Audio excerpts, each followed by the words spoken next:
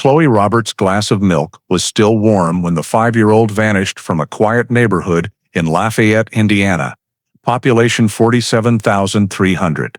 The morning of July 10, 1972, began with golden sunlight spilling over low rooftops, birdsong, and the smell of freshly cut grass drifting along Maple Drive. At 9:32 a.m., the Roberts family's neighbor Nancy Poe glanced out her kitchen window and saw Chloe, 5 years old, blonde hair, wearing a green dress, playing with a rag doll near the white-painted wooden fence. A cream-colored Ford pickup slowed to the curb.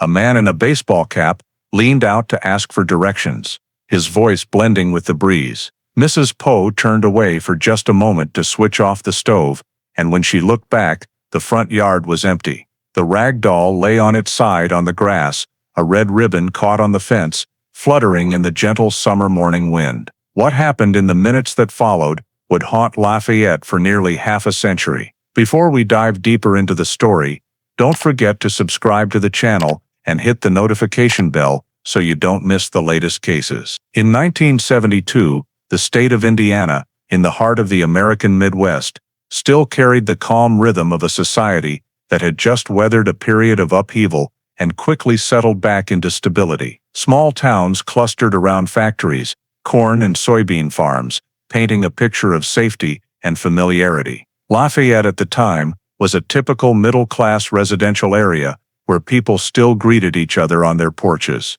Children rode bikes around the block, and folks believed there was no need to lock the front door. The Roberts family lived in a 2-story wooden house on the southern edge of town. Richard, the 36-year-old father, who worked at Purdue Industrial's machine shop. Ellen, the 33-year-old mother, who taught at the local elementary school, and Chloe, their 5-year-old blonde daughter, who loved dolls and helping her mom water the flowers each morning. They lived simply and warmly, often eating dinner together on the porch, and had a close relationship with their elderly neighbor Nancy Poe, who lived across narrow Maple Drive and would often drop by and watch Chloe whenever Ellen was busy. On the morning of July 10, 1972, the weather was clear, early sunlight covering the dew-soaked lawn. Richard was getting ready for work, Ellen was cleaning the kitchen, and Chloe, wearing a light green dress, was sitting on the grass playing with her favorite rag doll. Around 9:30, a cream-colored Ford Econoline van drove slowly down the narrow street and stopped near the Roberts' white fence. The driver, a middle-aged man in a green baseball cap, asked for directions to the town of Delphi, more than 30 miles away. Nancy Poe, who was watering plants on her porch, answered him, and Ellen caught a brief glimpse through the window of Chloe, standing a few steps from the fence, watching the stranger intently. The van pulled away, the engine noise fading. A few minutes later, the Poe family dog suddenly barked loudly, then fell silent. Ellen still assumed her daughter was playing nearby until she no longer heard the familiar giggling. She stepped outside, called Chloe's name, but saw only the little bicycle leaning against the fence, its wheels still slowly spinning, and the rag doll lying on its side on the grass. Ellen ran around the house, over to Nancy's, then out to the road in front. No one had seen Chloe.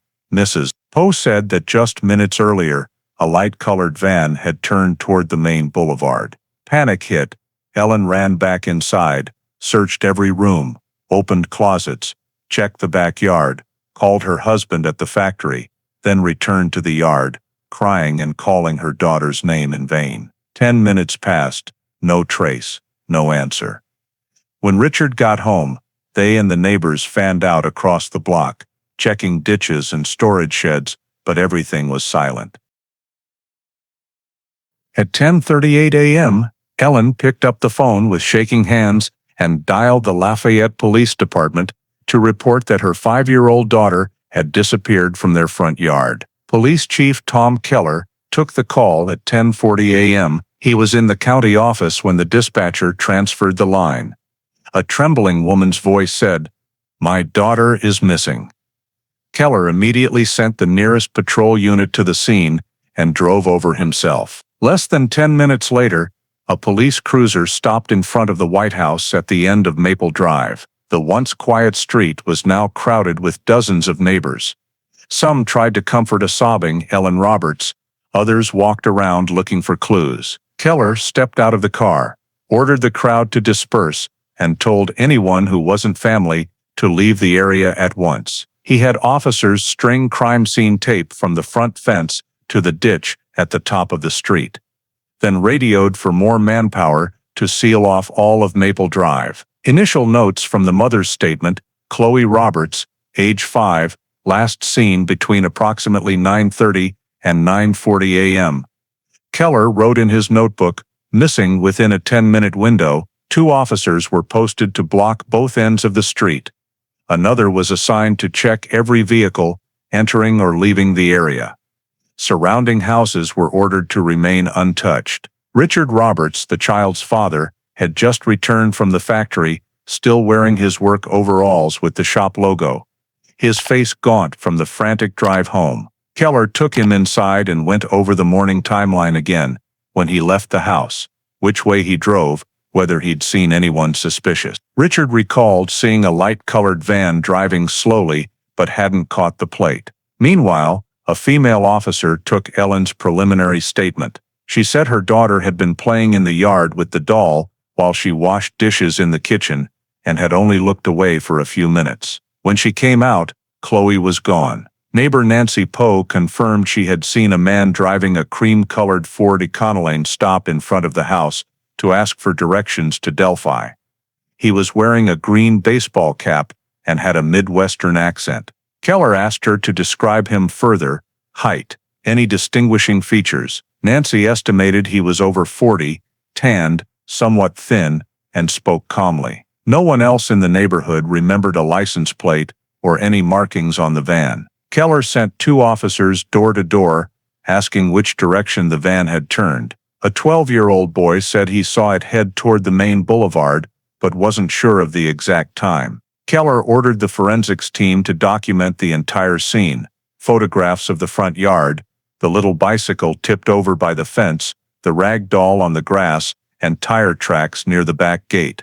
A technician measured the distance between the tread marks and confirmed they belonged to a mid-size van. The ground was still damp from the previous night's rain, leaving clear skid marks from the front tires. He directed them to take soil samples and close-up photos. A map of the neighborhood was spread across a patrol car hood. Keller marked a 2-mile radius around the Roberts home and divided it into 4 search sectors. He called for state police assistance and requested tracking dogs from the training center near Crawfordsville. Volunteer groups were organized and sent along the edges of cornfields and the small wooded area to the south. Over the radio, Keller asked headquarters for a helicopter to monitor the northern suburbs. By midday, Maple Drive was completely sealed off.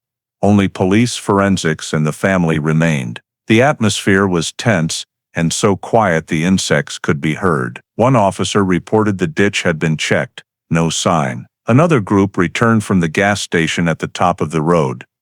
The attendant said he had seen a light-colored van parked for a few minutes around 9:30. The driver bought coffee, then left. Keller noted timing matches. He ordered the receipt log pulled for comparison. Inside the house, Ellen sat clutching the rag doll that Tex hadn't yet collected, her eyes red and swollen. Richard stood by the window, watching officers move through the yard, silent. Keller observed them, then walked back to the scene one more time. His eyes stopped on a section of the white fence where the paint was freshly scraped, as if something had rubbed hard against it. He ordered paint samples taken and added to evidence. By 2 p.m., the first sweep of the 2-mile radius was complete. No sign. Keller expanded the search another mile north and ordered highway units to stop every Ford van from model years 1970, 1972 traveling in the area that morning. An internal Lafayette PD bulletin went out with the description: 5-year-old girl, blonde hair, gray eyes, missing near Maple Drive, believed connected to cream-colored Ford van, male approximately 40 wearing green cap. As the sun dipped west, the living room map in the Roberts home was covered in red pins. Maple Drive, once peaceful and nearly traffic-free, had become the center of an unprecedented search. Police, tracking dogs, and local residents fanned out, combing every bush and empty lot. As darkness fell, Keller stood beside his patrol car, his notebook filled with entries yet still no clear picture. He knew time was against them. Every passing hour reduced the chances of finding the child alive. By nightfall, with darkness covering the town, Keller decided to expand the search beyond the neighborhood. He mobilized the entire Lafayette Police Department and called on the community for help. More than 50 residents, mostly neighbors and Richard Roberts's co-workers, gathered at St. Mary's Church for instructions. Teams were assigned zones, one for the cornfields to the west, another for the sparse woods bordering the railroad tracks, and the rest along the drainage ditches that emptied into the Wabash River. Overhead, a state police helicopter circled a 3-mile radius, its spotlight sweeping empty fields and old warehouse roofs. On the ground, 2 tracking dogs were brought in and given a piece of Chloe's dress to scent. At dusk, teams with flashlights and walkie-talkies moved through chest-high corn, the stalks rustling in the wind. Keller walked at the front with 2 officers, marking checked areas with red ribbon. Another team searched an abandoned warehouse more than a mile from the Roberts home, prying open rusted doors and shining lights inside, finding only dust and old tools. By 9 p.m., the dogs paused at the edge of the northern cornfield, barked a few times, then lost the trail. Technicians found tire tracks in the soft earth that matched the size of those collected in the Roberts yard.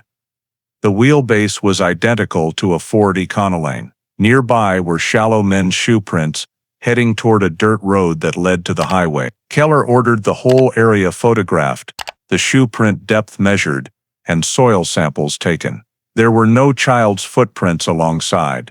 He marked the location on the map and noted the likely direction of travel. When they returned to the Roberts home, forensics finished collecting evidence: the soiled rag doll, the child's bicycle, a chip of white paint, scraped from the fence, and soil from the back gate. Everything was sealed in plastic bags and labeled with the time. Ellen sat in the living room, watching each item being taken away without a word. Richard helped Keller post the first missing child flyer, which featured a kindergarten photo of Chloe and read female, 5 years old, blonde hair, gray eyes, 3'6" tall, 37 pounds, wearing light green dress. The contact number was the Lafayette Police Department.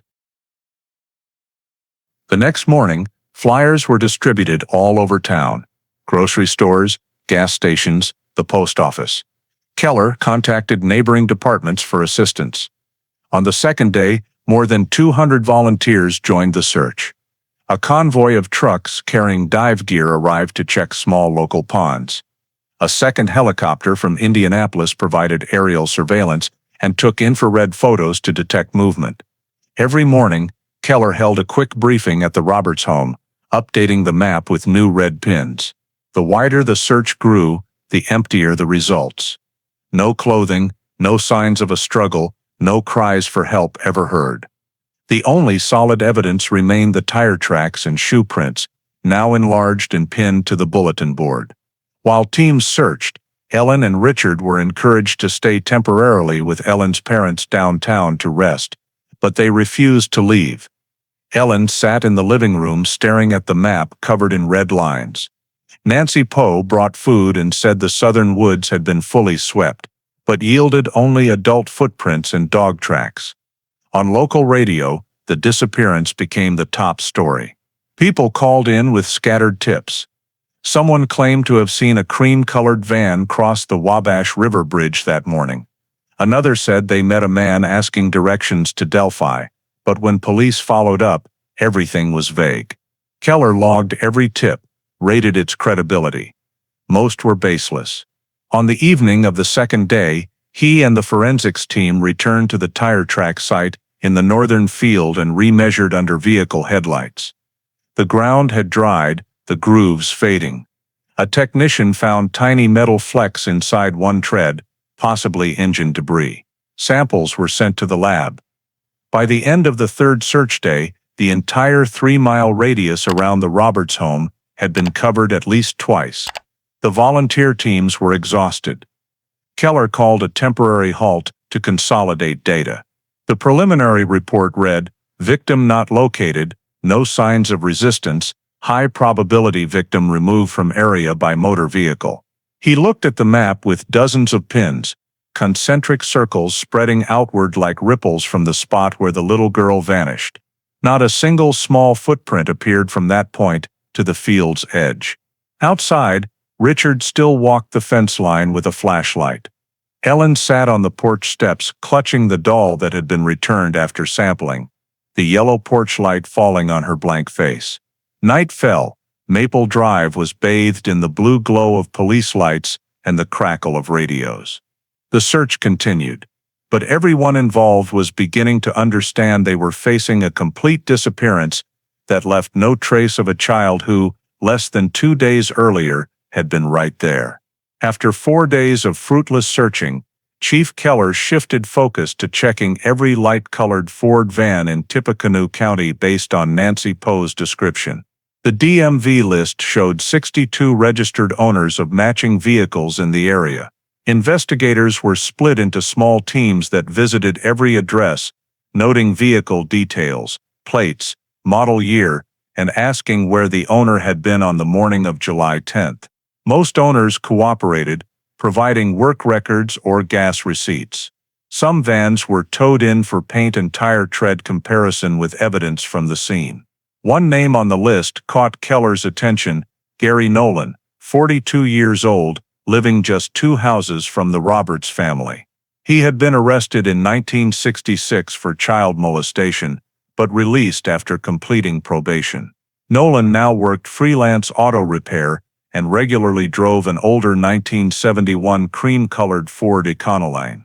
The next morning, Keller and 2 officers went to his house. The small home sat at the end of an alley, doors shut, yard full of auto parts. When asked about the morning Chloe disappeared, Nolan said he had been home all day working on a customer's car. When asked about the Ford, he claimed it wouldn't start. Keller asked to see it. In the garage, the van was covered with a tarp. The tires were dusty, but the body had fresh scratches and patches of paint that hadn't fully dried. Technicians took paint and undercarriage mud samples for comparison. Nolan was cooperative, but chain-smoked and avoided Keller's eyes. An officer searching the house found a toolbox containing red fabric fibers stuck in oil, similar to the ribbon recovered from the Roberts fence. Nolan was brought in for formal questioning. In the interview room, he remained calm, said he simply collected shop rags, and denied ever going near the Roberts home that morning. When Keller mentioned his prior record, he went silent, then said curtly that he had paid his debt. The paint and fiber samples were sent to the state lab. While awaiting results, police thoroughly searched Nolan's property, trash bins, basement, backyard, but found nothing related to the missing child. 2 days later, the lab report came back. The paint on the van did not match the fence chip, and the fibers were a different polyester blend. There was no conclusive evidence tying him to the crime. Nolan was released on the afternoon of July 15th, after 48 hours in custody. As he walked out of the station, he avoided the reporters waiting outside. The news spread fast. Many local papers ran headlines like "Suspicious Neighbor, Questioned Case Still Unsolved." Residents around Maple Drive began gossiping. Some believed police had the wrong man. Others thought Nolan had been protected by lack of evidence. Meanwhile, the Roberts family faced growing media pressure. Reporters camped outside their door, asking Ellen about her relationship with the neighbor and whether Richard had ever clashed with Nolan. The couple avoided contact, coming and going only through the back door. Every night, local television led with updates, showing Chloe's picture and footage of police searching Nolan's garage. Keller held a press conference, stating the investigation was ongoing, with no official suspect, and asked the public for any information about a cream-colored Ford van seen near Maple Drive on the morning of July 10th. Over the next few days, the police tip line received hundreds of calls, most useless. but a few new leads emerged about similar vans in neighboring areas. Investigators had to check every one. Frustration spread. The public grew anxious. Lafayette parents stopped letting children play outside. Families added extra locks. Newspaper stories shifted from sympathy to criticism, accusing police of moving too slowly and lacking organization. Keller faced intense pressure from both media and the community. He continued working through the list of 62 van owners, leaving no one out, but the results remained empty. When the final checks were completed, not a single vehicle fully matched the tire tracks at the scene. The question of the man in the green cap remained unanswered, and a heavy atmosphere settled over a once peaceful neighborhood that had become the center of a baffling unsolved case. After the screening of vehicle owners yielded no concrete results, Keller shifted his focus back to the physical evidence collected at the scene in search of a new lead. All samples were transferred to the State Forensic Laboratory in Indianapolis. The red fiber caught on the fence behind the Roberts house, soil samples from the area with tire tracks, paint chips scraped from the wood, and photographs of the shoe print taken with a scale ruler. The preliminary report revealed that the red fiber was a polyester-cotton blend, matching the upholstery fabric used in 1971 Ford trucks, specifically the Econoline model, the same product code found in many commercial service vans. Microscopic analysis also detected traces of motor oil and metal dust embedded in the fiber, suggesting it had contact with a mechanical surface or a garage environment. This prompted Keller to note in the file, high probability the fiber came from the interior of a work van used in mechanical trades. Meanwhile, the shoe print impressed in the damp soil was identified as an industrial-style rubber sole, size 11. Common in men's work boots. Analysts compared the tread pattern to commercial databases and determined it was most likely a Red Wing brand, a model widely used in shops and factories. Keller's initial conclusion was that the suspect was an adult male who likely worked in a technical or transportation-related field. The tire tracks recovered from the backyard were enlarged and compared. The tread showed uneven wear with heavier abrasion on the right side, consistent with a heavily used older vehicle. Soil trapped in the tread grooves contained a clay-to-sand ratio unique to the Lafayette area, proving the vehicle had not traveled far before leaving the neighborhood. Keller immediately ordered full photographic copies of the crime scene, complete with technical measurements, to be sent to the FBI laboratory at Quantico for advanced analysis. In his request letter, he specified, "Need confirmation of possible match between tire impressions and 1971, 1972 Ford Econoline vans." The FBI lab responded that they would compare the tracks against the National Tire Tread database and requested additional measurements of the wheelbase to narrow down the axle type. While awaiting federal results, Keller met with the state forensic team to reconstruct the kidnapper's actions. Based on the location of the fiber and the shoe print, experts concluded the child had been lifted over the roughly 4-foot wooden fence. A patch of white paint had flaked off exactly at that spot, indicating strong impact, possibly from metal or a boot. The distance from that point to the tire tracks was just over 8 feet,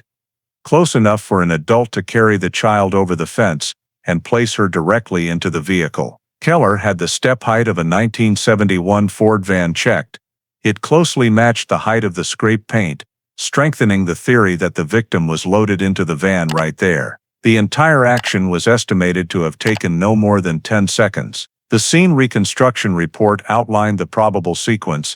The stranger parked at the curb, approached the fence, lured or grabbed the child, lifted her over striking the fence and scraping paint, pulled her into the van and drove north. Only one clear shoe print was found, showing the suspect favored his right foot, possibly from a worn sole, and his height was estimated at approximately 5'11" inches based on impression depth. No second adult print or child scuff marks were present around the area, reinforcing that the child did not climb the fence herself, but was lifted. Keller compiled everything into Summary Evidence Report Number 3 and submitted it to the Indiana State Police Headquarters. The summary concluded, one suspect is an adult male driving a 1971 or similar Ford Econoline van, 2 abduction occurred at the rear fence, 3 no signs of struggle at the scene, suggesting a swift and surprise attack. These findings were not enough to identify the kidnapper, but they painted a clear picture of how the crime unfolded in the brief moments of that morning.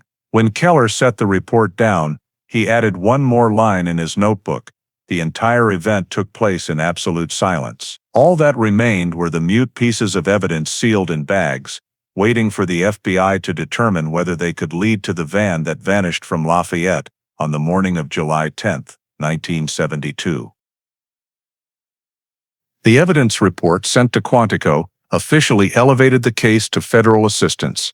2 weeks after the file arrived, the FBI dispatched 2 agents from the Violent Crimes Against Children Unit to Lafayette to work alongside the Indiana State Police. Agents Robert Miles and Ann Porter brought files on 3 similar unsolved child disappearances in the Midwest. All in the morning, all victims under 6 years old, all with truck tire tracks at the scene, one in Rockford, Illinois, 1971, one in Springfield, Missouri, and one in Toledo, Ohio, early 1972. Keller and the agents spent an entire morning in the conference room comparing crime scene photos, evidence, and witness statements. The red fiber from Lafayette matched the weave of the Rockford sample, but was lighter in color and lacked oil stains. The Springfield shoe print was also size 11, but a different sole pattern. All 3 cases involved residential areas near major roads, no signs of struggle, and no direct witnesses. The FBI noted possible mobile pattern along Interstate 65. A behavioral analysis team was consulted and produced a list of occupations that commonly used 1971, 1972 Ford Econoline vans for interstate travel: delivery drivers, mechanics, road repair crews, electricians. The potential suspect list exceeded 200 names, mostly men aged 30 to 50, living in neighboring states. Agent Porter requested the Department of Transportation provide commercial driver's license records from the past 2 years for cross-referencing with criminal histories. The screening process dragged on for weeks. Several individuals with prior child assault or abduction convictions were placed under temporary surveillance, but none could be placed in Lafayette on July 10. Meanwhile, the FBI completed analysis of the soil in the tire treads and confirmed it contained rare mineral markers found only in central Tippecanoe County, reinforcing that the van did not leave the state on the first day. Keller and Miles planned checkpoints on routes north toward Chicago and south toward Indianapolis, searching truck stops and motels along the highways. More than 20 local departments assisted, but no suspect vehicle was located. At the same time, volunteer search teams continued statewide operations, now scouring riverbanks, dense woods, and abandoned mines. Sporadic reports of a cream-colored van surfaced from small towns, but every lead turned out to be mistaken identity or old information. Keller issued a detailed all-points bulletin to other departments. 1971 Ford Econoline, cream color, right side sliding door, right rear tire worn unevenly, possible scrape on the side. The description was entered into the federal database, but produced no matches with impounded or recently transferred vehicles. Under media pressure, the FBI held a joint press conference confirming no direct link had yet been established between the Lafayette case and the 3 others. Agent Miles explained that similarities could be coincidental due to the popularity of the van model, but did not rule out a single perpetrator. After the conference, Keller returned to the scene. The neighborhood had returned to normal, children playing in the street again, but a lingering wariness remained. He ordered new aerial photographs and marked probable escape routes the kidnapper could have taken within the first 5 minutes after leaving Maple Drive. 3 directions were identified: north on State Road 52, east on farm roads to Highway 25, or west across the Wabash River Bridge to the outskirts. State troopers repeatedly patrolled all 3 routes, checking gas stations and rest stops, asking employees if they remembered a strange van or a man in a green baseball cap. All responses were negative. When the comprehensive report was sent to the governor's office, the new evidence column still read 0. The statewide search officially ended, after more than 30 days and 6,000 man-hours. No new leads, no new witnesses, no vehicle identified. Keller read the final summary, underlined, "No direct connection found," and signed it. On the map hanging in his office, the red pins marking search areas now looked like dried blood spots. He knew the investigation had reached the limit of what current methods allowed, and all that remained was a long list of names and license plates that proved nothing. Indiana remained as peaceful as ever, but Lafayette was different. After more than a month, Chloe Roberts' disappearance had exceeded the capacity of local law enforcement, leaving a string of unanswered questions in a place once considered absolutely safe. 3 months after Chloe Roberts vanished, the investigation quietly ground to a halt. Every search grid had been covered 3 times, every witness statement verified, and no new discoveries recorded. Every cream-colored van that had been tracked was cleared. The crime scene map was now just a piece of paper covered in faded red pins and old notes. The state crime lab concluded none of the samples had sufficient identifying value for tracing. The paint chips and red fiber had been compared hundreds of times against databases with no matches. Keller reread the FBI reports over and over, searching for an overlooked detail, but every line led to a dead end. The tire tread could not be tied to a specific year, the shoe print only confirmed a male size 11, and the soil proved the van left the neighborhood, but revealed nothing about its destination. Federal agents withdrew from Lafayette at the end of October, leaving Keller's small team to close the file. He called one final meeting at headquarters, facing a stack of documents more than 1.5 feet thick, witness files, copies of missing child posters, and reports. The meeting ended quickly. No one had new theories. Younger officers moved on to other cases, leaving only Keller and an administrative assistant to finish archiving. On October 18, 1972, all physical evidence was sealed in 7 plastic bags labeled "Missing Child, Chloe Roberts." Each bag contained a separate item: the rag doll, fence paint chips, red fiber, soil sample, crime scene photos, casts of the shoe print, and tire impression. They were placed in a metal evidence box, sealed with lead, and transferred to the Indiana State Police Evidence Vault in Indianapolis. On the receipt form, Keller signed and added the note, "Preserve indefinitely, re-examine when suitable technology becomes available." That same day, he sent a final report to the federal office, recommending the case be transferred to full FBI management due to lack of local investigative avenues. The report was brief.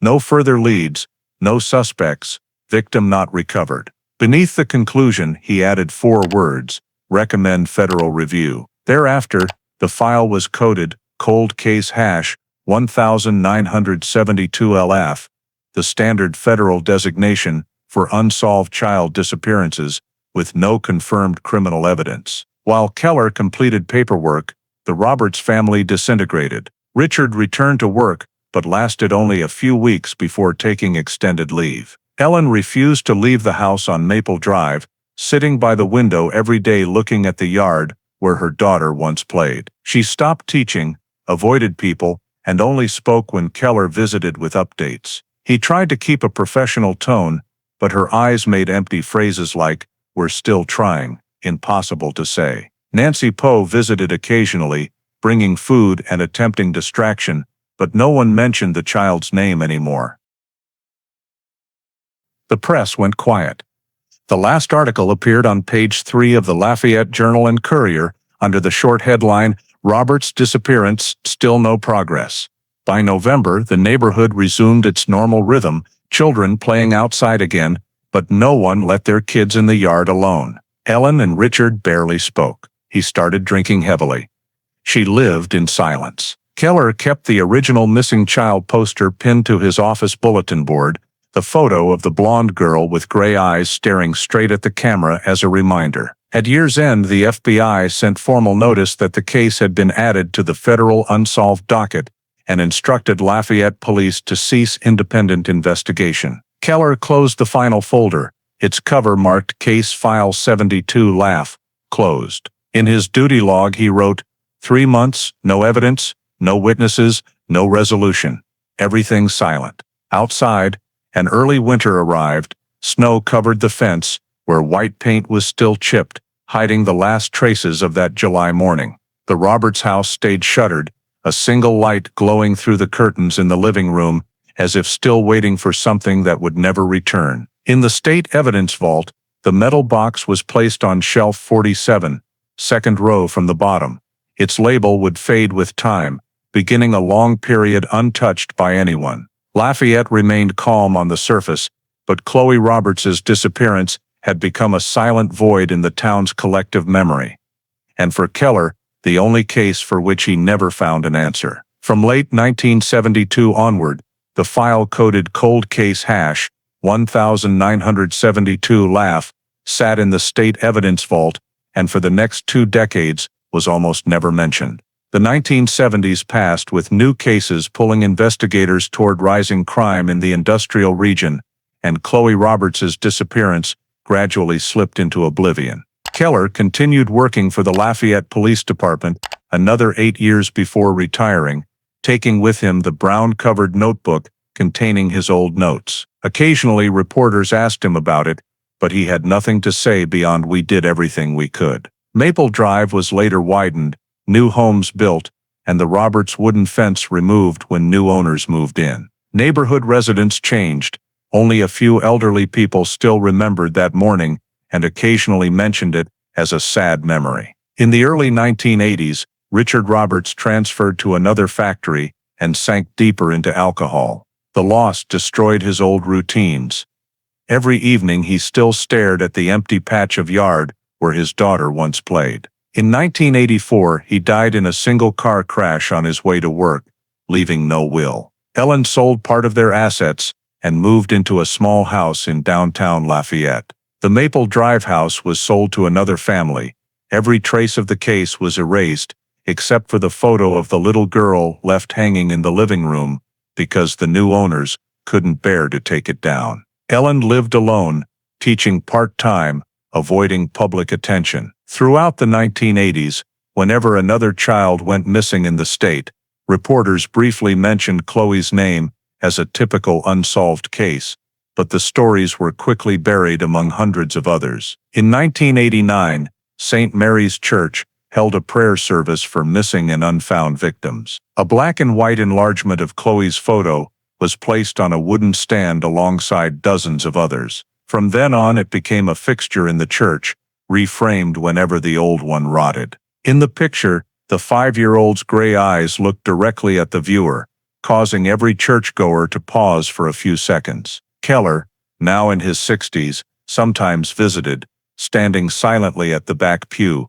rereading the girl's name on the prayer list. He knew the evidence box was still somewhere in the vault, labeled "Missing Child, Chloe Roberts," but he no longer had access. When DNA identification technology began appearing in the early 1990s, a few reporters approached Ellen asking if she would submit a sample for future comparison. She refused, saying, "There's no need. Chloe is with God." After that, she spoke to almost no one outside church and a handful of old friends. In 1993, Nancy Poe died. At her funeral, neighbors mentioned the old disappearance for the first time in years, treating it as part of their youth. Lafayette grew quickly, new subdivisions springing up around Purdue University. Newcomers almost never heard the name Chloe Roberts. Every July 10th, the church still held a small candlelight vigil, attended only by a few elderly residents. Ellen, her hair now nearly white, blended into the small crowd. She kept the original framed photo of herself and her daughter on a table by the window, where morning light filtered through thin curtains. In that silent house, time seemed to stand still. In the state evidence vault, the metal box remained in place, its paper seals yellowed, the writing cold case hash 1972 LAF fading, but still legible. No one opened it, no one updated it.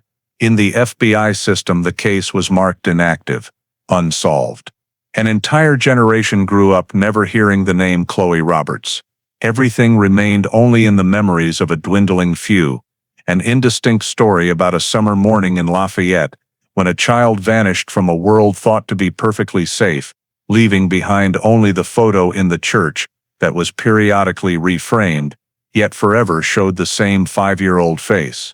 In 1998, the Indiana State Police established a dedicated unit for unsolved cases, abbreviated as the Cold Case Unit, to re-examine old cases from the 1960s to the 1980s that still had preserved evidence. Among the young investigators selected was Detective Michael Hartman, 30 years old, who had previously served in the Serious Crimes Investigation Division in Indianapolis. Hartman was known for his persistence, meticulousness, and particular interest in missing children cases.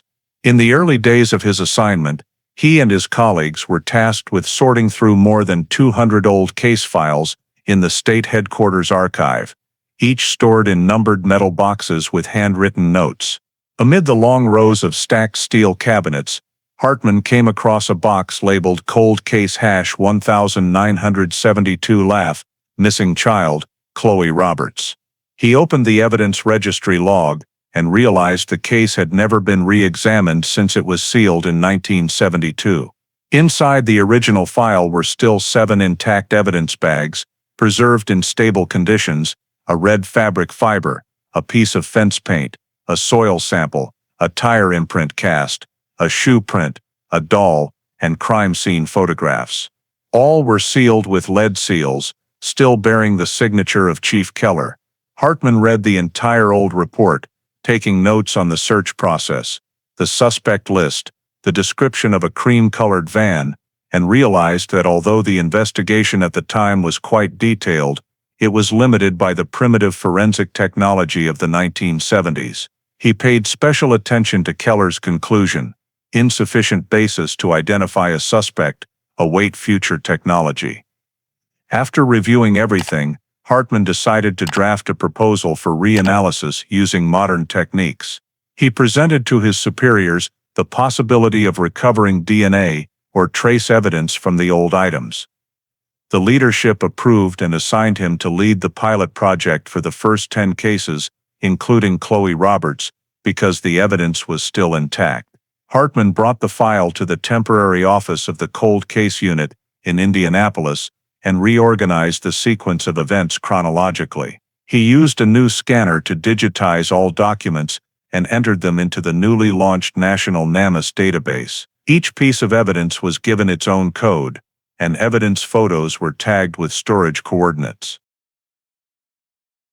While examining the crime scene photos, Hartman noticed the position of the red fabric fiber, the spot where the fence paint had chipped, and the distance to the tire marks, realizing that the details in the old report matched Keller's description exactly. This proved the scene had been well preserved with no tampering. He contacted the state forensic lab to inquire about the possibility of extracting DNA from old materials. The lab responded that new technology allowed DNA analysis from skin cells or hair if any remained on the items, as long as the samples were not contaminated.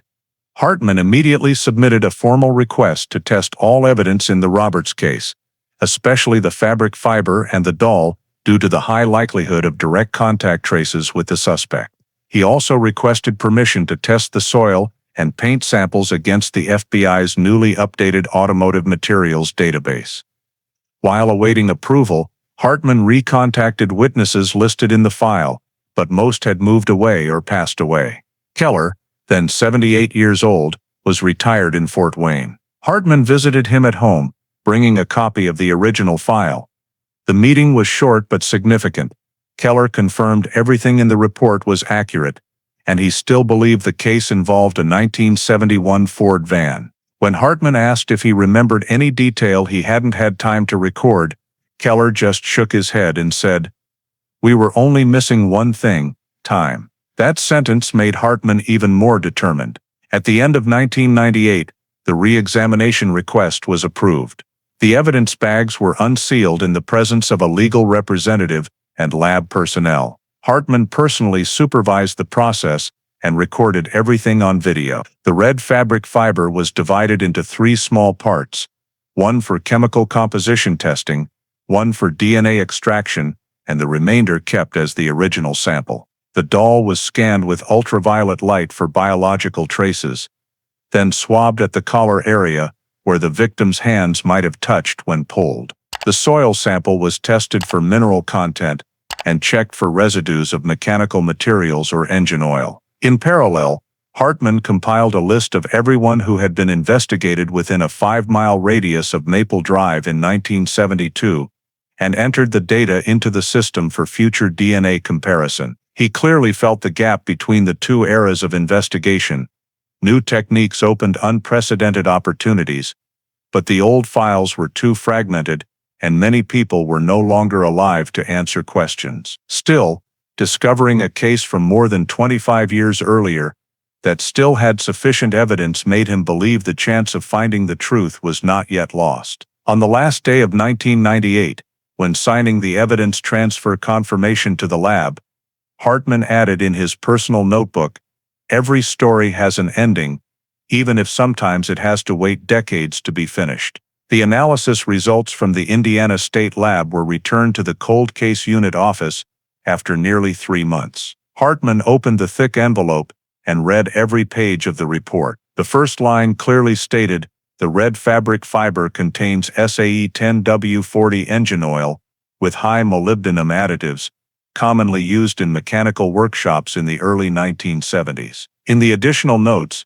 the technician pointed out that the fiber showed traces of metal dust consisting of iron, zinc, and chromium compounds, indicating it had direct contact with machinery surfaces, possibly from the work clothes of someone in auto repair or equipment maintenance. DNA analysis on the fiber and doll yielded no results due to the age and insufficient skin cells, but the chemical characteristics opened a new direction. Hartman noted in the file, "Need to retrieve the list of mechanics in Lafayette and surrounding areas in 1972. He contacted the city's personnel department for archived employment records from that period, most still on paper. After more than 2 weeks of searching, the list was narrowed to 32 people who worked at auto repair shops, factories, and local service stations. Among them, one name stood out, Walter Briggs, a mechanic at Benton Automotive, who had lived in Lafayette and abruptly quit in April 1973 without giving a reason. Hartman located old tax records and saw that Briggs's residence was just over 2 miles from Maple Drive. Personal information showed he was single, 41 years old at the time, a former military serviceman, held a commercial driver's license, and owned a 1971 cream-colored Ford Econoline, registered right around the time of the incident. Hartman's heart raced as he cross-referenced the data. Everything matched suspiciously well. He requested Briggs's immigration and driving records. The state registry confirmed the man left Lafayette in early 1973, moved to Dayton, Ohio, and then had no further activity records. Hartman contacted Ohio authorities and learned that Walter Briggs died in 1984 of heart failure at a local hospital and was buried at Woodland Cemetery with no recorded relatives. At the same time, testing of the soil in the tire tread revealed oil leakage of the same industrial engine oil type found on the fabric, strengthening the hypothesis that the abductor worked as a mechanic. Hartman compiled a summary report. The fabric and soil originated from the same auto shop environment. The suspect lived near the scene, drove a vehicle matching witness descriptions, and disappeared from Lafayette shortly after the incident. He sent all data to the FBI for matching against federal criminal records, but Walter Briggs had never been arrested or had a prior record. His military file showed service at Wright-Patterson Air Force Base, discharged in 1968, with his primary occupation listed as maintenance technician. What caught Hartman's attention was a note in the hospital file where Briggs died. Patient brought in by a woman named Marie Connors, claiming to be his niece, same residence. Hartman entered the name into the civil database but found no matches from that period. He continued contacting Dayton's Civil Records Office for Briggs's residency file, which listed a rented apartment in the city's south side, with the contract noting, living with one minor relative. The details were forming an unusual picture. He cross-checked with Keller's old report and saw that Keller had noted the suspect might be a mechanic, middle-aged, driving a Ford Econoline. Now the description matched Briggs perfectly. Hartman requested permission for an on-site verification trip to Dayton, but first needed to complete the legal basis. In an internal memo he wrote, "Potential suspect Walter Briggs, mechanic, 1971 Ford Econoline, left Lafayette after the incident, deceased 1984, no relatives." After submitting the report to his superiors, he continued comparing with other missing child cases in the region to see if Briggs was linked to a pattern. None matched. This focused the investigation on the likelihood of a single incident. Briggs may have been the person who approached Chloe Roberts that morning. Although there was no biological evidence, the chain of logical facts convinced Hartman this was no coincidence. He spent days analyzing possible travel routes from Lafayette to Dayton, over 180 miles, a 3-hour drive, enough time for an abductor to leave the state before roadblocks were set up. He marked gas stations, motels, and old warehouses along Route 52 and cross-checked with Briggs's employment records, discovering his name on a maintenance receipt for a truck at a Kokomo garage in August 1972, just 3 weeks after the disappearance. The receipt read Ford Econoline, oil and filter change, a detail that gave him chills because it matched the engine oil type found in the evidence. Hartman photographed it and added it to the file as circumstantial evidence. Looking at the wall chart, he saw the arrows connecting Maple Drive to Dayton growing thicker with red string. Every intersection pointed to one name, Walter Briggs. In his end of 1999 report, he temporarily concluded, based on physical evidence and employment records, Briggs is the most fitting suspect in the Roberts disappearance. He placed the thick file on his desk, knowing the story was not over, but at least after 27 years, the first clear lead had emerged. A mechanic who left Lafayette just months after a 5-year-old girl vanished, driving the exact van police had once searched for and missed. After identifying Walter Briggs, Hartman began a comprehensive verification process. He contacted the Indiana judicial authorities and obtained Briggs's criminal record. No priors, no serious traffic violations, never arrested. Personal records listed him as single, no dependents, never married. When he moved to Dayton, he only registered a temporary address and listed his occupation as freelance mechanic. The 1984 death certificate copy stated Briggs died of acute heart failure. The person handling the paperwork was Marie Connors, niece, same address in South Dayton. In the hospital notes, the attending physician wrote, "Patient brought in by a woman approximately 40 years old, claiming to be his adoptive niece, stating she had lived with the patient since childhood. There was no documentation proving blood relation." Hartman reviewed the resident list for the neighborhood where Briggs lived and located 2 surviving witnesses, a neighbor named Howard Quinn and a woman named Loretta Miles, owner of a nearby grocery store.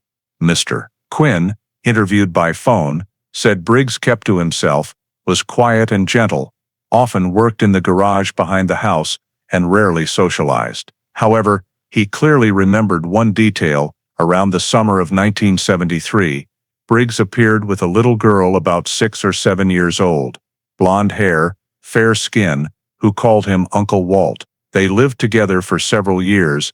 The girl grew up and attended the local elementary school. After Briggs died, the girl stayed in the old house a while longer before leaving. Loretta Miles confirmed similar details, saying Briggs often came to the store for groceries and sometimes brought a little girl he called Marie. The child was quiet and avoided strangers. When Hartman asked if anyone ever visited them, she said she never saw any relatives or friends of Briggs. This information was recorded in the interview transcript. Hartman highlighted it in red because it was the first evidence that Briggs had lived with a young child right after Chloe Roberts' disappearance. However, confirming the child's identity was very difficult because 1973 Dayton residency records did not include photographs. Hartman continued searching student records at local elementary schools. After weeks of research, he found a 1975 enrollment record from Belmont Public School, listing Marie Connors, date of birth March 1968. No parents listed, legal guardian Walter Briggs. The academic file included a blurry photo, but the girl's face in the black and white picture gave Hartman a strange feeling: bright eyes, direct gaze, identical to the 5-year-old photo of Chloe Roberts he kept pinned on the caseboard. He printed and enlarged both photos for preliminary comparison and noted significant similarities in eye shape and nose bridge. Still, the evidence remained speculative. Hartman contacted the Dayton Board of Education for original records, but was told all documents before 1980 had been moved to storage, and most were damaged in the 1992 flood. He noted, unable to verify through school records. Continuing the search, he went to the Dayton Housing Authority where Briggs had rented, but rental records had also been destroyed. The investigation now almost entirely depended on witness statements and a few surviving scraps of paper. Hartman decided to return to Woodland Cemetery, where Briggs was buried, to check burial paperwork. In the list of people who paid for the funeral, the name Marie Connors appeared again, with a right-slanting adult female signature. All the data pointed to the relationship between Briggs and the woman named Marie. However, in Ohio's civil database, there was no birth record for anyone named Marie Connors born in 1968, except one registered in 1973, the year Briggs left Lafayette. Hartman realized the contradiction. If the girl started elementary school in 1975 and was recorded as born in 1968, why was her birth certificate only created in 1973? That meant the identity of Marie Connors was newly fabricated in Dayton, not her real name. He reported these findings to his superiors and requested federal investigative assistance for deeper verification. However, lacking legal grounds because the suspect was deceased and there was no direct evidence linking Briggs to the abduction, the request was put on hold pending approval. In a cold case unit internal meeting, other investigators felt the story was just coincidence, since no physical evidence proved the girl was the same victim. Hartman objected, arguing that Briggs registering a late birth certificate and living with a child of unknown origin was too unusual. He proposed keeping the file open for further data collection, but leadership decided to classify it as pending review due to insufficient evidence. Upon receiving the notice, Hartman felt disappointed. All he had was a chain of disconnected details: a mechanic who owned a van matching the description, left Lafayette after the crime, lived with a girl of unclear origin, and died more than a decade earlier. He printed the girl's photo from the Belmont school file, pinned it next to Chloe Roberts's picture, wrote underneath in small letters, "Marie, 1975, Dayton, Ohio," and stored it in a separate folder. In the final report of that investigation phase, he wrote the temporary conclusion: no direct evidence, no living suspect. Roberts' case suspended pending new information. The evidence box was resealed and returned to cold case storage, placed on the same shelf as the original 1972 box. Hartman closed the file, stared at the glaring red pending stamp on the cover, and felt as if the past 2 years of effort had pushed everything back to square one. In the empty office, he still gazed at the black and white photo of the girl, whose eyes seemed to carry the same expression as the child who vanished from Lafayette more than 20 years before. In 2000, nearly a year after the case was suspended, Hartman quietly continued reviewing unverified details. He contacted the Ohio Civil Registry to request a full search of guardianship registrations in Dayton for 1973. After nearly 3 weeks, the archive sent a copy of a file titled Walter E. Briggs, Petition for Guardianship of Minor Child, Marie Connors. The petition was signed September 12, 1973, and approved by the Montgomery County Court. In the personal information section, Briggs listed his occupation as freelance mechanic, marital status single, address matching the house where he lived. The section about the child simply read Marie Connors, born March 1968, no known biological parents, cared for by Briggs since May 1973. An additional handwritten note in blue ink stated, "No original birth certificate, substitute birth certificate, issued by Dayton Health Dept." same day. Hartman read that line over and over, recognizing the irregularity. A single man with no relatives was granted guardianship of a child, with no original documentation based solely on his verbal statement. Such a procedure would almost never happen without oversight or deliberate negligence. He submitted a request to the Montgomery court for the substitute birth certificate mentioned in the file. 3 weeks later, the copy arrived. The new birth certificate was dated September 12, 1973. The same day, the guardianship petition was filed, listing the child as Marie Connors, born March 15, 1968. Parents blank, legal guardian, Walter E. Briggs, Dayton, Ohio. In the bottom corner was an official stamp, but the administrative clerk's signature was blurred and illegible. Hartman noted that the entire process was completed in one day with no evidence the child was actually born in Dayton. When cross-checked with the Belmont school record, the name and birth date matched perfectly, confirming Marie Connors attended school in the same area Briggs lived. This data convinced him that Briggs had created a new identity for the child. Hartman wrote in his investigation log, "High probability Briggs brought an undocumented child to Dayton, registered a new birth certificate under a false name, then obtained legal guardianship. Behavior equivalent to fabricating a new identity."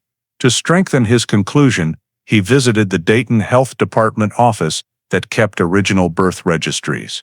In the 1968 ledger, there was no Marie Connors, further confirming the record was created late and not from the original database. When Hartman asked the clerk about procedures in 1973, she said the county court could issue substitute birth certificates if a guardian filed an affidavit claiming the child was abandoned. But the procedure was rarely used for non-relatives. She added, the Briggs case was one of the odd ones because he had no paperwork proving the child's origin. Hearing that, Hartman felt he was getting closer to the answer. He backed up all documents, photographed the signatures and stamps, and brought them back to the cold case unit office. There he placed the copy of the new birth certificate next to Chloe Roberts' photo and the Belmont school picture and drew a timeline on the board. 1972. Disappearance, 1973. Briggs moves to Dayton. 1973. Substitute birth certificate created. 1975.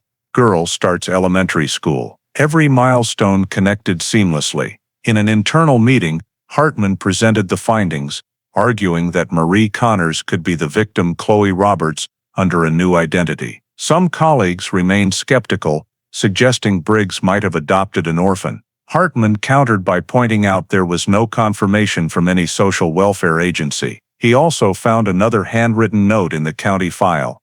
Briggs affirms caring for child since May 1973.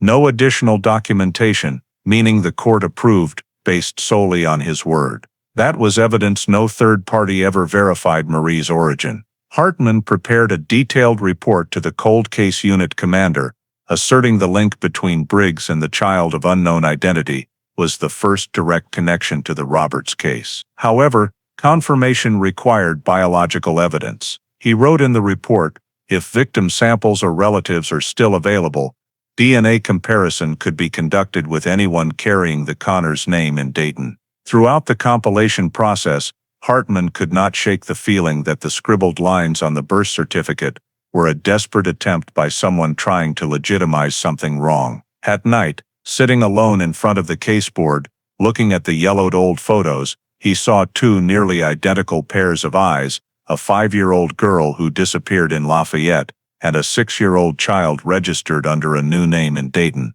less than a year later. That feeling made it impossible for him to stop. In his notebook he added one final line, if Briggs created Marie, then Chloe never died, she was simply renamed. Continuing from the findings in Dayton, Hartman focused entirely on determining the true identity of the girl known as Marie Connors. He submitted an official request to the City Board of Education for the complete academic records of Marie within the public school system from 1975-1981. 3 weeks later, the Archives Department located an old box labeled MC75, containing her report cards, student photo, and elementary transcripts. Everything was photocopied and sent to the cold case unit. Hartman opened the sealed envelope and pulled out a yellowed 3x4 black and white photograph, a blonde girl with a high forehead, small face and gray eyes, wearing a serious expression. On the back, written in blue ink, was Marie, 2nd grade, Belmont Elementary, 1975. He placed the picture next to the 1972 photo of Chloe Roberts, then enlarged both on his computer screen for detailed comparison. The similarities were striking. The position of a small mole on the right side of the chin, slightly drooping ears, and a thin scar on the left wrist, matching the notation in Chloe's medical file. Hartman felt a chill down his spine. The 3-year gap between the photos seemed unable to erase the eerily identical features. He immediately forwarded both images to the State Facial Analysis Lab for examination using newly developed recognition software. The results, returned 4 days later, showed an 87% facial match, rated high for 1,970 S-era photographs. At the same time, Hartman discovered that Marie's school records included a copy of a vaccination form that required the student's fingerprints stored at the Dayton Health Department. He requested the file and received a faded old card, but the ridge patterns were still clear enough for identification. Hartman recalled that in the 1972 Roberts file, police had taken Chloe's fingerprints at preschool. The original print was still preserved with the evidence. He requested the sealed original be opened, re-scanned, and both samples sent to the biometric analysis unit. 1 week later, the official report confirmed the 2 fingerprint sets matched at 99.3%.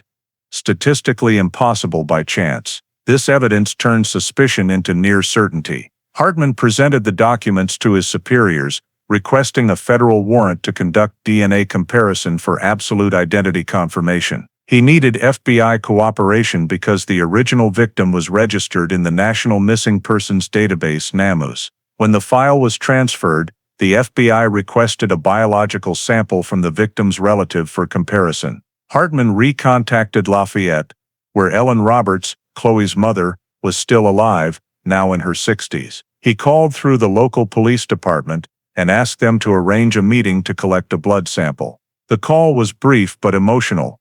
Ellen could not believe someone was mentioning her daughter's name after more than 20 years.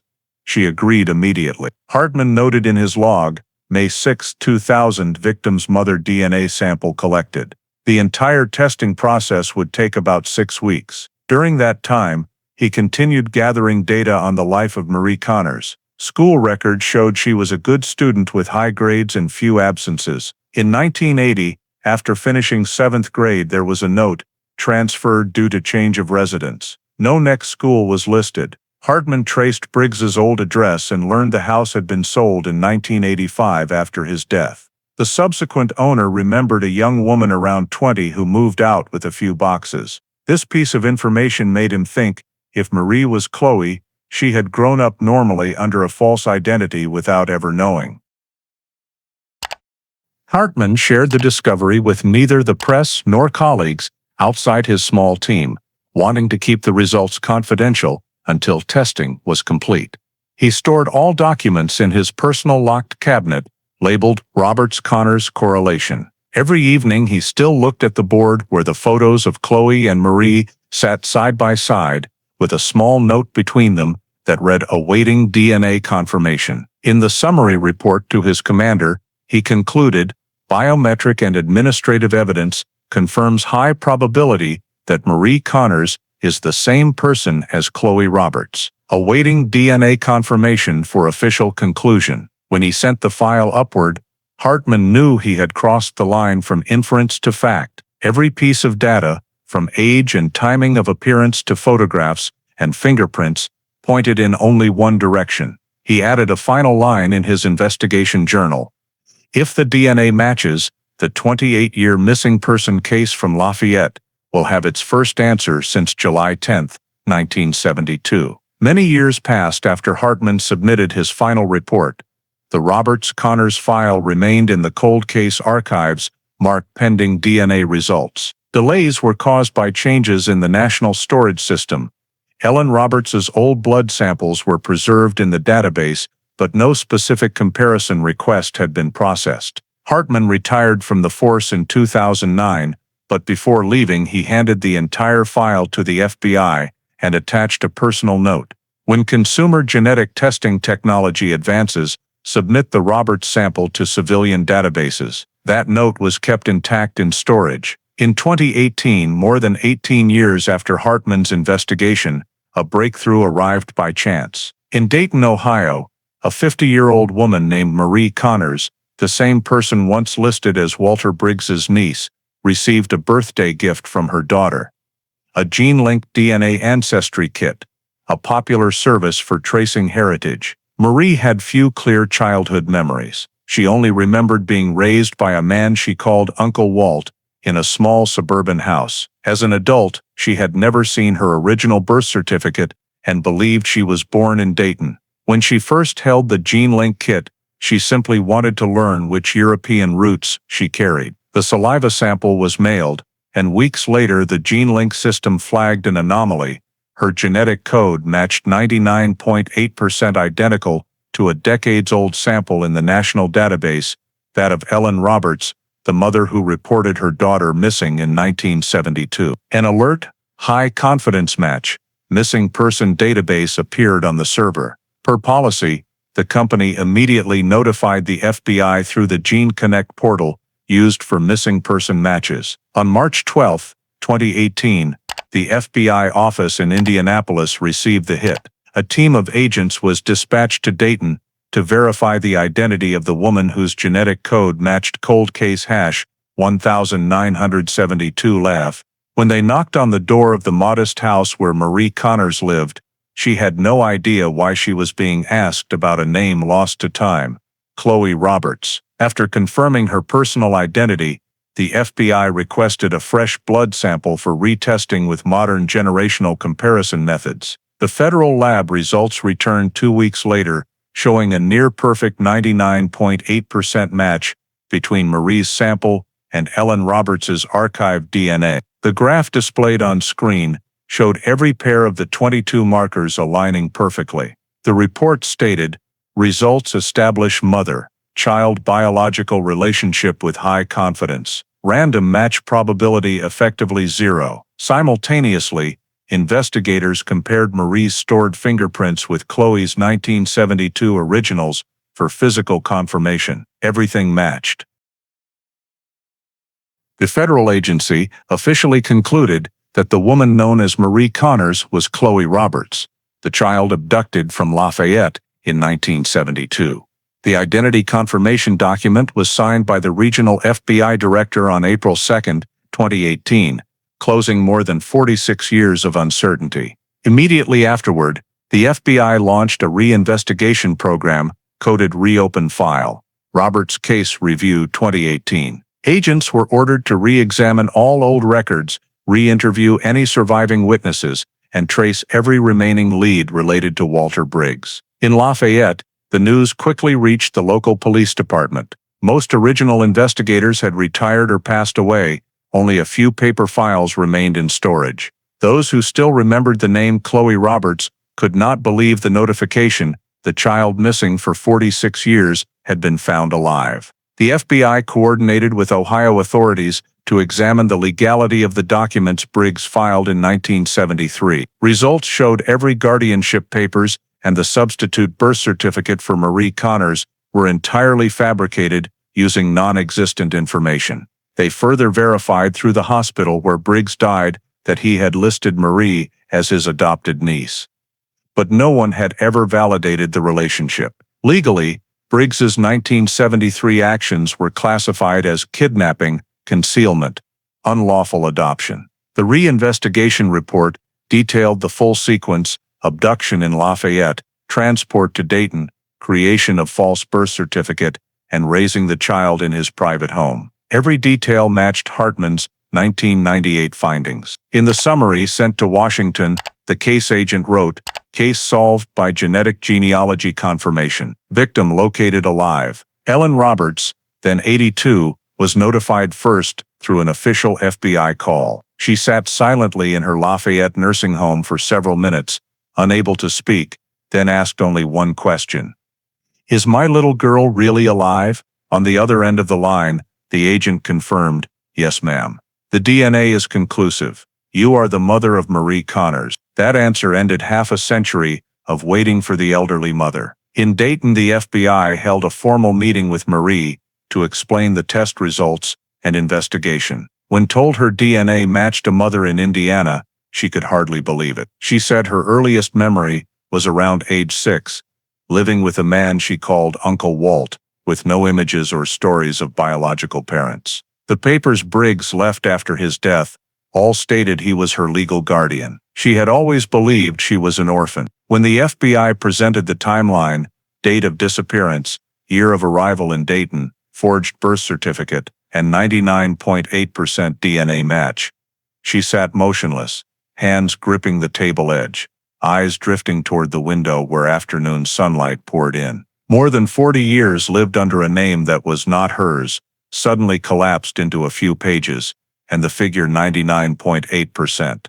That same night, in the final report of that testing round, the forensic lab director noted, "One of the longest pending genetic matches on record in Indiana. Case opened 1972, closed 2018. The dry words were enough to end half a century without answers. That day, the FBI Indianapolis office issued an internal memo, "Reopen file, investigation for post-identification, verification." The formal re-verification investigation began, aimed at documenting the entire journey that caused Chloe Roberts to disappear from Lafayette and live as Marie Connors for nearly half a century without anyone discovering the truth. Once DNA results were confirmed, the FBI entered the legal re-verification phase to solidify the victim's complete identity record and establish the extent of Walter Briggs's forgery. Working with the Montgomery County Court and Dayton Health Department, investigators retrieved every original document Briggs submitted in 1973, including the guardianship application, substitute birth certificate, and citizenship affidavit. Comparison showed all bore the signature Walter E. Briggs as guardian, written in pen and ink type, matching the personal pen recovered from his estate after death. Handwriting analysis confirmed the signature on Marie Connors's birth certificate was made by Briggs himself without valid notarization, violating regulations of the time. Under microscope, experts also discovered that the handwriting in the administrative clerk certification section matched Briggs's, proving he forged that signature as well to legitimize the file. This was the first proof that the entire 1973 guardianship and birth certificate procedure was created single-handedly by him. Concurrently, the team examined Briggs's personal items found in a bank storage box in Dayton: receipts, notebooks, and a series of old Polaroids. One showed a roughly 6-year-old girl standing on the porch with a cream-colored Ford Econoline van behind her. On the back, written in blue ink, Marie Aug 73. The criminalistics lab enlarged the photo and compared it with Chloe Roberts' 1972 picture. Despite differences in color and resolution, morphological features matched perfectly: the small scar on the left wrist, naturally short wavy hair, mole near the right chin, and height consistent with normal growth to age 6. FBI facial identification specialists applied 3D reconstruction software, overlaying both images on a standard grid. The result was 95% similarity. The analysis report stated clearly, probability of same individual, essentially certain. Moreover, the Polaroid's visible license plate partially matched witness descriptions from 1972 of the vehicle on Maple Drive. The combination of photographic evidence, forged signatures, and court documents formed a complete chain of identity proof sufficient to conclude Briggs created a new identity for the victim to conceal the abduction. The FBI compiled everything into a legal file titled Identity Reconstruction File, Roberts Connors. The report detailed Briggs's forgery process, signing as the administrative clerk himself, using an old seal from the health department where he once performed repairs, and filing guardianship papers the same day to avoid cross-checking. These actions demonstrated he understood administrative procedures and deliberately exploited loopholes to legalize a child without documentation. In Lafayette, local agencies received copies of the findings, legally confirming that victim Chloe Roberts had neither died nor been abandoned, but had her identity changed to Marie Connors, starting in 1973. The Indiana State Archives updated the official record, status located, identity confirmed, via genetic and document evidence. Hartman, now retired, received an FBI letter recognizing his role in initiating the reanalysis process. In the FBI Indianapolis office, the Roberts case board was removed from unsolved and moved to resolved by identification. The legal investigation uncovered one additional small but crucial detail. In Briggs's notebook was written Marie, born 7/10, now truly my daughter. That line was written in the same ink as the forged birth certificate signatures. It was the final piece of psychological evidence proving his intent to possess and recreate her identity. With all evidence combined, DNA results, fingerprints, Polaroid photos, and administrative documents, the FBI declared identity verification complete. The consolidated report, over 200 pages, was forwarded to the Department of Justice and entered into the national database. The cover page read, Case 1972 LF, Chloe Roberts, confirmed living individual, under alias Marie Connors, Dayton, O. All evidences legally verified.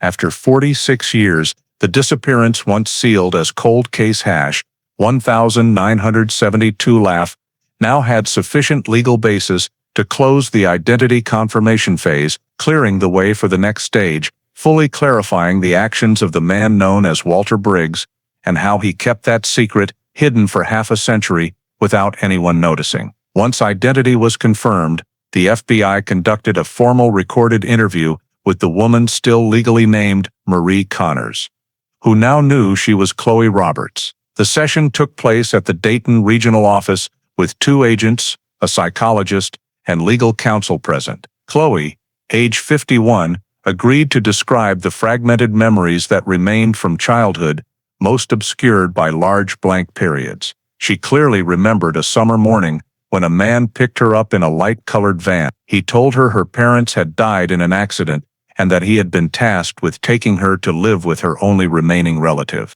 When asked if she resisted or was frightened, she replied that at 5 years old, she only remembered being lifted off the ground, watching the fence flash by, then sitting in the van clutching her doll. Briggs, she said, was always calm and never raised his voice, but his eyes frightened the child so much she dared not ask questions. They drove away from houses and trees for a very long time until reaching another house, small, dark, smelling of engine oil. In the years that followed, Briggs repeatedly told her her parents were dead, that they did not want her sent to an orphanage, and that he was the only person who would care for her. The story was repeated so often, it became truth in a child's mind. The Dayton house had 2 rooms, one used as a repair garage. Briggs built a wooden fence around the backyard and never let her go outside alone. He taught her to read and write at home. She rarely met strangers. When neighbors asked, he introduced her as his niece,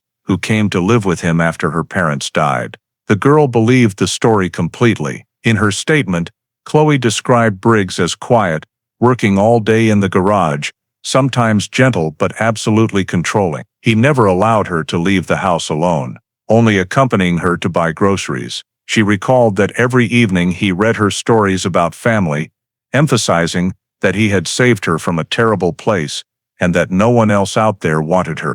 When she was older, she was permitted to attend Belmont Elementary, but only walking straight from home to school, no friends, no after-school activities. Briggs picked her up daily and routinely told teachers the girl was very sensitive and easily frightened. All paperwork listed him as guardian. Chloe remembered a few Polaroid pictures in the house of the 2 of them in front of the van, and one of her forcing a smile next to a small dog he had picked up from the street. During her teenage years, Briggs grew frail, but maintained the habit of warning her not to talk to strangers or trust anyone asking about her past. He forbade television news, allowing only classical music radio. She grew up in silence, amid the sound of tools and the smell of motor oil. When Briggs died of heart failure in 1984, she stayed alone in the house for 2 days before neighbors noticed and called police. Hospital records confirmed she was the one who brought him in as he was dying, identifying herself as his niece. When asked why she did not say otherwise, Chloe replied she did not know what else to say. She had been taught her whole life that he was her only relative. After the funeral, she received help from the neighbor couple, Mr. and Mrs. Turner, who had watched Briggs raise her since she was small. They helped her redo paperwork, enroll in adult high school classes, and legally adopt her. Because her 1973 birth certificate was already considered valid, the guardianship transfer went smoothly, with no questions asked. Chloe lived with them until age 20, then worked in a garment factory, married, and had her first daughter. For many years she harbored no suspicion about her origins, only occasionally wondering why she had no memories before age 6. When asked if Briggs ever mentioned Lafayette or Indiana, she shook her head, recalling only that sometimes he spoke sadly about an old house and forbade further questions. She also said, Briggs kept a small notebook with dates and numbers, but she threw it away after his death thinking it was work-related. Throughout the nearly 8-hour interview, agents noted Chloe showed no signs of physical abuse or injury during her time with Briggs, but displayed heavy psychological dependence, typical of long-term controlled victims. When the session ended, she said softly, I think he truly believed he was saving me, even if in the most wrong way possible. All of Chloe's statements were recorded, backed up, and attached to the official file as the final witness segment to complete the chain of evidence. Investigators agreed that her account aligned perfectly with the timeline and data the FBI had collected, leaving no remaining doubt that the child named Chloe Roberts was taken by Walter Briggs from Lafayette in 1972, and lived as Marie Connors until his death. After completing the victim's statement, the FBI focused on analyzing Walter Briggs's motive to explain why a middle-aged man with no criminal record and no history of violence would abduct a child and keep her hidden for decades. Investigators pulled Briggs's medical records from St. Anne's Hospital in Lafayette, where he had been treated in 1971, 1 year before the disappearance. The record showed he was admitted for severe depression following the deaths of his wife and 2-year-old son in a traffic accident. The psychiatrist's report stated, patient exhibits disorientation, profound guilt, and a tendency to idealize the lost family. Long-term treatment recommended, however, patient self-discharged after 3 weeks. In Briggs's personal notebook, seized from a Dayton Bank safe deposit box, investigators found repeated entries about his deceased son, interspersed with delusional statements, if I could start over, I would do it right. The pages also revealed that he had applied to adopt through a local charity, but was rejected due to insufficient financial and psychological stability. The FBI's Behavioral Analysis Unit, after compiling all data, concluded that Briggs likely suffered from loss substitution syndrome, characterized by the search for a replacement figure to fill the emotional void left by a deceased loved one. In this case, the death of his son created an unconscious drive to recreate the father-child relationship. Experts determined that the abduction was not motivated by violence or sexual intent, but by cognitive distortion and personality disorder triggered by trauma. Further analysis of Briggs's background revealed a disciplined military history, limited social interaction, and a reclusive lifestyle. After leaving the Air Force, he worked in mechanical environments, accustomed to control and precise procedures. When his family was destroyed, he lost the ability to adapt to change and fixated on rebuilding a family as the only way to restore meaning to his life. The abduction of Chloe Roberts was deemed an impulsive act triggered when he saw the little girl playing alone at an age close to that of his lost son. Criminal profilers noted that Briggs showed no evidence of prior planning. There was no indication he had stalked the Roberts family or prepared a detailed scheme. The act was rapid, non-violent, and left no signs of struggle. This supported the assessment that he did not intend harm, but was acting out a need for substitution. The psychological report explicitly stated, "Subject does not display typical characteristics of a child abductor with sexual or violent motives. Primary motive is compensation for emotional loss, manifested as coercive, nurturing behavior." During his years in Dayton, Briggs maintained the image of a devoted guardian, participated minimally in community activities, paid taxes promptly, and caused no trouble. Neighbors described him as odd, but harmless. A review of local clinic records revealed he had been treated for chronic anxiety and insomnia. The prescribing physician noted, "Patient fears losing a loved one again." This confirmed Briggs was haunted by the idea of loss and sought absolute control over the child he regarded as his. Criminal psychologists ultimately profiled Briggs as suffering from borderline personality disorder, combined with obsessive-compulsive features expressed through the creation of a closed environment that isolated the victim from the outside world to preserve the illusion of a perfect family. They emphasized, "This case does not meet the criteria for violent crime. Its essence is abduction followed by unlawful guardianship."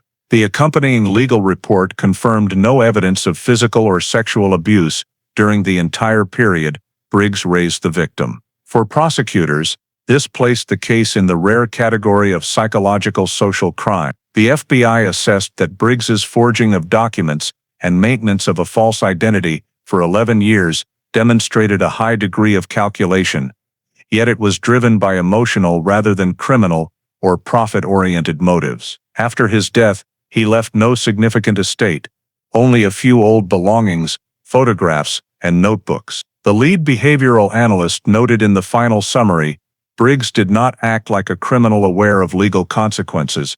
He lived fully in the role of a real father, believing he had saved a child from an unhappy situation. The deviation lies in his choice to replace reality with delusion." The report was attached to the case file with the final conclusion.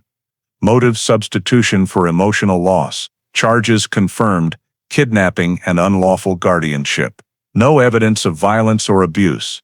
Low danger level, behavior dominated by psychological disorder. When the analysis was complete, investigators looked back at the entire case and recognized that despite the absence of brutality, Briggs's guilt lay in stealing 46 years of a child's life, turning distorted love into a tragedy that lasted half a century. After finishing the psychological and motive analysis, the FBI moved to reconstructing the actual abduction timeline to confirm the full sequence of events on the morning of July 10, 1972. The goal was to prove Walter Briggs was capable of traveling from Lafayette, Indiana, to Dayton, Ohio within the window that matched Chloe Roberts's disappearance. The Cold Case Unit's technical team worked with the Indiana State Archives and Department of Transportation to gather 1972 road maps, toll receipts, and old administrative records. In Lafayette City Archives, they located a maintenance payment record for the Wabash Avenue Bridge, dated exactly July 10, 1972. With a handwritten note from the worker, light-colored Ford truck, temporary Indiana plates. This matched witness Nancy Poe's description of the vehicle leaving Maple Drive heading north. Investigators determined Briggs likely took the route Wabash Avenue, U.S. Highway 52, Interstate 70, through Richmond and into Dayton, the fastest connection between the two cities at approximately 180 miles. At Crosley's gas stop, near Kokomo, an old fuel receipt was found dated July 10 for 1.8 gallons gasoline, cash, 9:57 a.m., Ford Econoline. Though the receipt had no purchaser name, the time aligned with an estimated 9:40 a.m. departure from Lafayette. Using travel time simulation software, investigators confirmed that leaving Maple Drive at 9:40 would reach Kokomo in about 50 minutes, matching the receipt exactly. Further searching uncovered a toll receipt from Interstate 70 eastbound in Wayne County, dated July 10 at 12:18 p.m., signed by the toll worker for a light truck with plate 23N761. Motor vehicle records confirmed That plate had belonged to Walter Briggs. Based on these stops, the FBI reconstructed the full route: Lafayette, Kokomo, Richmond, Dayton. Total driving time, approximately 3.5 hours. Briggs's estimated arrival in Dayton in the early afternoon perfectly matched the time frame when search units in Lafayette began blocking the area, yet found no suspect vehicle, meaning he had already left the state before the dragnet expanded. To strengthen the data, the team used 1972 topographic maps and historical USGS satellite imagery to identify gas stations, diners, and motels along the route. At that time, one of them, the Silver Leaf Motel on the outskirts of Richmond, still had its handwritten guest ledger. An entry read W. Briggs, October 7, 72, one adult, one child, written in handwriting that matched Briggs's known samples from the forged birth certificate. Forensic handwriting analysis confirmed the match. This was the strongest evidence that Briggs traveled with the child on the day of the abduction. According to estimates, after spending one night at the motel, he continued to Dayton the next morning and completed the relocation before Lafayette police widened the search beyond state lines. Dayton civil records also showed Briggs rented a house on July 12, 1972. 2 days after Chloe vanished, listing his reason as moving from Indiana for work, the timeline links were so tight that coincidence was ruled out. For final verification, the technical team recreated the route in 3D mapping software, inputting 1972 terrain data, traffic conditions, average speed of a 1971 Ford Econoline, and refueling stops. The simulation placed the journey precisely between 9:40 a.m. and 1 p.m., aligning perfectly with witness timelines and initial search reports. The FBI recorded in the composite report all travel data and receipts confirm Briggs' movement from Lafayette to Dayton within the same day as the abduction, with direct correlation to witness accounts. They also reconstructed a possible secondary rural route, SR Miters 26 to US 35, that avoided populated areas. In 1972, that stretch had virtually no checkpoints. Old maps showed the road had been freshly paved in May of that year, allowing smooth passage and explaining why the vehicle was never spotted at police roadblocks. The Indiana State Police Archives yielded a photograph of the old Highway 52 toll booth, taken by an amateur photographer on July 10, 1972. In the distant blurred background was the silhouette of a light-colored van stopped at the rest area. Digital color enhancement showed the body matched the cream color of a Ford Econoline. Though not clear enough for a plate, the image was added to the file as supporting evidence. Ultimately, the FBI released a 67-page report reconstructing the entire journey, confirming Briggs left Lafayette immediately after taking Chloe, drove straight to Dayton, spent the night in Richmond, and rented a home 2 days later. Every document, receipts, signatures, motel ledger, map simulations, formed an unbroken chain proving the absolute feasibility of the trip. The report concluded, no inconsistencies found. Briggs had both means and opportunity.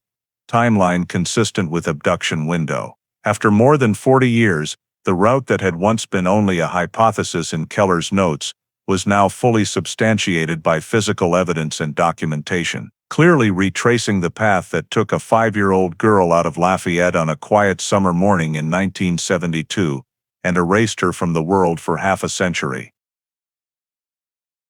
Once all investigative evidence and legal verification were complete, the FBI formally contacted the Roberts family to arrange the first reunion after 46 years. The victim's brother, Paul Roberts, then 62 and living in Bloomington, received the call from an Indiana State Police representative. He was silent for a long time, then whispered, "I thought that would never happen." The meeting was held privately at the FBI office in Indianapolis. No press, only immediate family. On June 18, 2018, Chloe Roberts, known for decades as Marie Connors, walked into the brightly lit room where Paul stood beside 2 agents. When the door opened, both froze for several seconds, unable to speak. They simply looked at each other, trying to bridge nearly half a century in silence. Paul stepped forward first, placed his hands on his sister's shoulders, and said in a trembling voice, "You're still alive," Chloe answered softly, as if afraid words might shatter the moment. "I didn't know I had a brother." They held each other for a long time, while the only sound in the room was the quiet whir of the FBI camera recording the moment for the case file. The meeting lasted nearly 2 hours. The agents left them alone. Paul told her about the years after she vanished, about parents who searched until they were exhausted, about growing up with an unfinished memory and an old photograph that stayed pinned to the school bulletin board for decades. Chloe listened, gripping the edge of the table, tears falling silently. She spoke of her life in Dayton, of Briggs, of memories tangled between gratitude and fear. When Paul asked if she had ever felt imprisoned, Chloe replied that she didn't know. She had never had another world to compare it to. Afterward, at the FBI's suggestion, they traveled together to Lafayette to complete the legal formalities. The old house on Maple Drive had been renovated, but the new owners allowed them into the backyard, the place where it all began. Chloe stood in front of the fence, now replaced with new wood, trying to picture her 5-year-old self playing with a doll on that summer morning. Paul stood beside her in silence. A state legal team was present to witness the signing of the official document, the case Missing Child. Chloe Roberts was changed in the national system to Located Alive. Copies were handed to Chloe and her brother, along with a letter of thanks from the Department of Justice. The status change meant the investigation was closed, with the file retained only in historical archives. In the conference room, the FBI representative read a short statement.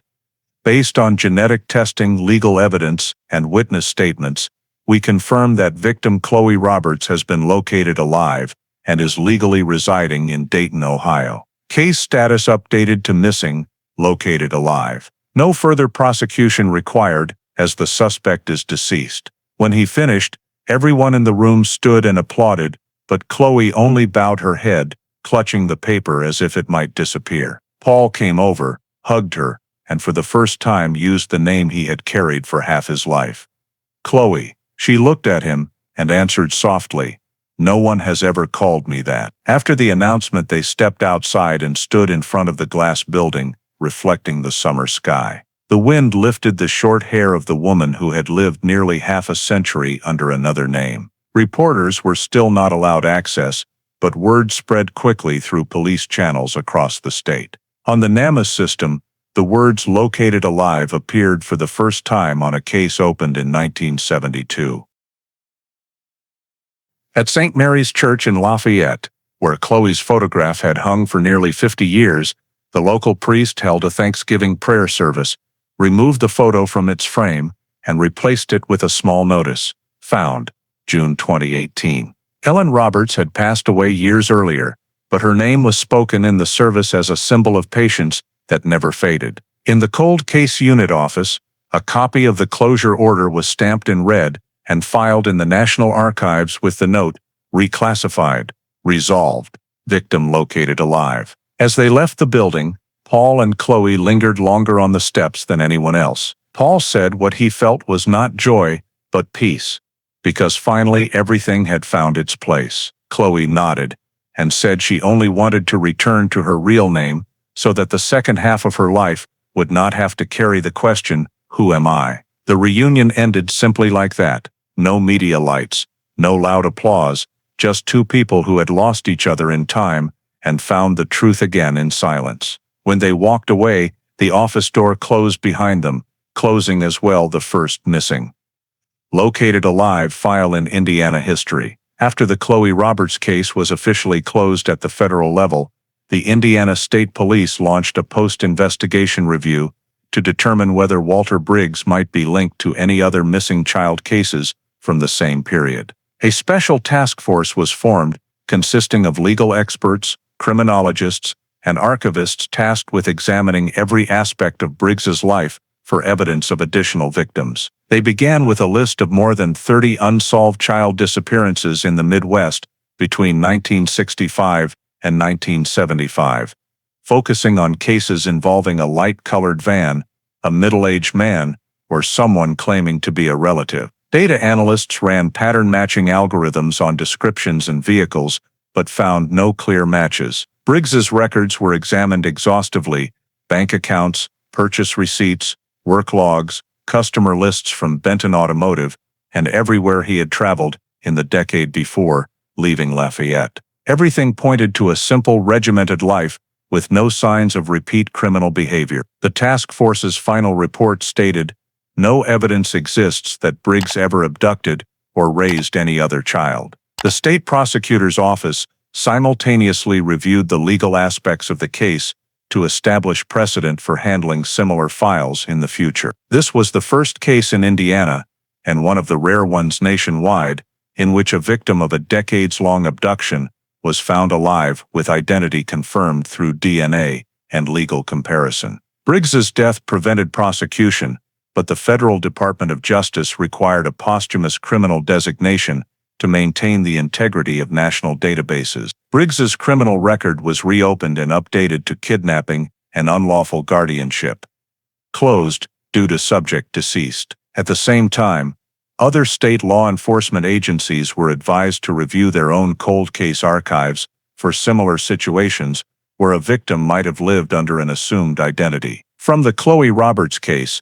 a new program called the Located Alive Initiative was launched, merging civilian DNA data with the National Missing Persons Database. For the first time, procedural guidelines were drafted for handling victims located alive, including privacy protection for verified individuals, processes for legally voiding fraudulent documents, and restoring original identities. At the State Judicial Conference, the Roberts-Briggs case was presented as a classic example of the boundary between crime and psychological disorder, underscoring the importance of long-term evidence preservation and periodic reanalysis with new technology. The National Forensic Lab used old physical evidence from the case as research material, demonstrating the biological durability of fabric fibers and machine oil traces preserved for nearly half a century, yet still traceable to their source. Within the FBI, the case became teaching material at the Quantico Academy under the topic Delayed Resolution. Cold cases with living victims. Young agents learned how to follow tiny chains of data that can lead to answers decades later. Legally, the Indiana Department of Justice amended evidence storage regulations, requiring that in all child disappearance cases samples be preserved for at least 75 years in anticipation of future verification technology. Additionally, a fund named the Roberts Review Fund was established to finance DNA cross-checking in old cases, with priority given to incidents before 1980. In the final report to the governor, the Attorney General concluded, "No evidence of additional victims exists." The Briggs-Roberts case is considered singular. However, the investigative and DNA verification procedures establish legal precedent for classifying future missing, located alive files. The report was released internally in September 2019, marking the official end of the entire investigation. The U.S. National Archives received all physical evidence, including copies of the forged birth certificate, Polaroid photos, and original fabric fibers, and placed them in the Smithsonian's Criminology Collection as illustrative material of advances in forensic science. For the Lafayette Police Department, a case that had haunted a generation became a symbol of faith and persistence. On the wall of the main conference room, a newly framed photograph of 5-year-old Chloe now hangs beside an engraved brass plaque. Case 1972 Laugh, found alive, justice restored. The case closed without a defendant in the dock.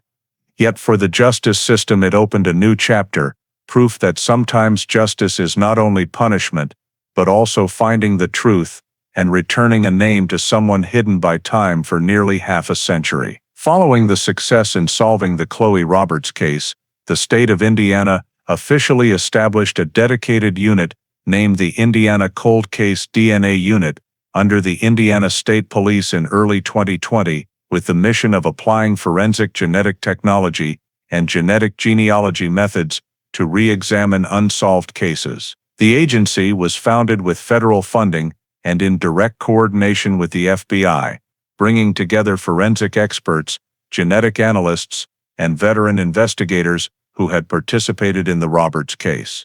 The initial goal was to review more than 1,200 missing person and unsolved homicide files across the state, prioritizing cases where biological evidence remained preserved. Investigators used civilian genetic databases, the same ones that had helped identify Chloe Roberts, as the primary platform for the project. The new system, connected to NamUs and Gene Connect, allowed searches for DNA matches at much more distant levels, not limited to parent-child relationships, but extending to second and third cousins, dramatically expanding the tracing range. In the first year, more than 20 cases were selected for pilot testing, most involving unidentified victims from the 1970s and 1980s. In internal reports, the Roberts case was regarded as the standard training model, illustrating how a disappearance thought to be permanently closed could be solved through new technology and the perseverance of multiple generations of investigators. All trainees in the cold case course were required to complete the module Roberts Timeline Reconstruction, which broke down in detail the process by which Hartman rediscovered the evidence, the method of retrieving the suspect's employment records, and the step-by-step way the FBI verified the genetic match through civilian systems. Trainees had to rebuild the investigative diagram and establish the logical chain of evidence in order to understand how to turn scattered information into a modern tracing system. In addition, the Indiana State Police partnered with Purdue University and Indiana University to develop software called GeneMap Indiana, which uses artificial intelligence to organize anonymized DNA data and automatically compare it against missing persons lists. The software was first deployed at the Cold Case DNA Unit, where specialists only need to enter an evidence code, and the system suggests possible matches along with corresponding geographic locations.